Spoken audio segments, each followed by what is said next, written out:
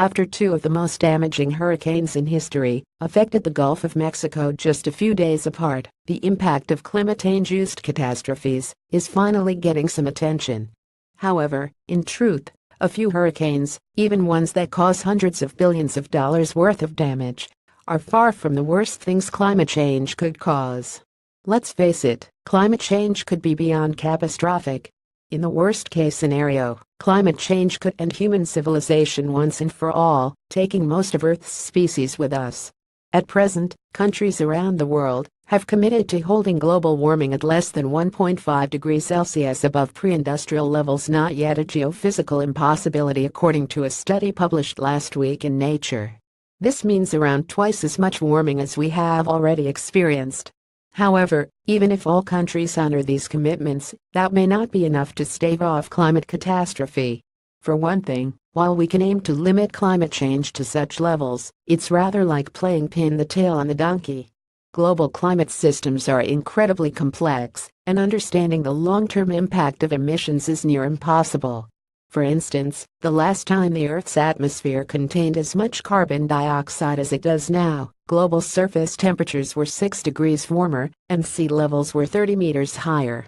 It is estimated that under current plans to reduce emissions, we still have a 10% chance of causing 6 degrees of warming or more, levels commonly associated with a real threat of civilizational collapse. However, even if we do limit global surface temperature rise to 1.5 degrees, this still may not avoid catastrophe. For instance, hurricanes, like Harvey and Irene, are governed by oceanic temperature, not surface temperature, and these can be poorly correlated. Other equally important features of the climate include the availability of fresh water and the acidity of our oceans. Even if we manage to keep global temperatures to within 1.5 degrees Celsius of pre-industrial levels, if this is the only thing we achieved, then we could still face many other catastrophic global climate changes. When I tell people about these kinds of problems, the response I usually get is, well then, we're doomed. However, this is a mistake. For one thing, all this complexity and uncertainty could also mean that we are safer than we feared.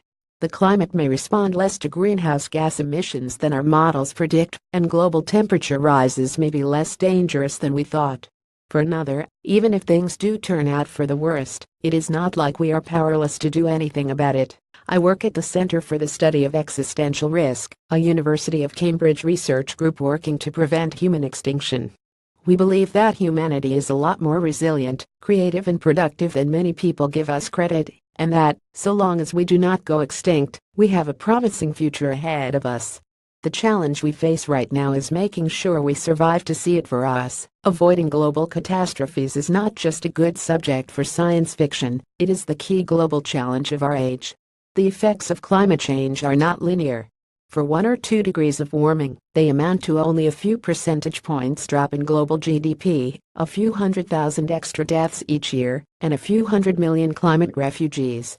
For 6 degrees of climate change, it becomes reasonable to talk about the total collapse of the global economy, billions of deaths and the prevention of trillions of future lives.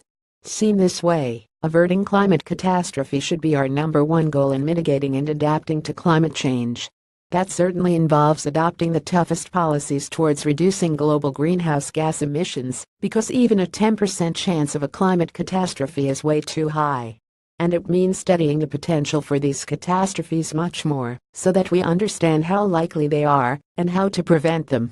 However, it also means not getting too attached to other climate goals, such as keeping global temperatures to within 1.5 degrees of pre-industrial levels. If and when we break through such targets, it will be a black day indeed in human history. However, uncertainty about the long-term impact of our emissions means that these goals may already have been broken, and to lose hope and give up on trying to prevent the greater danger of human extinction would be even worse. This article draws on themes from an ESRC-funded workshop on risk, uncertainty, and catastrophe scenarios, part of a series on climate ethics and climate economics.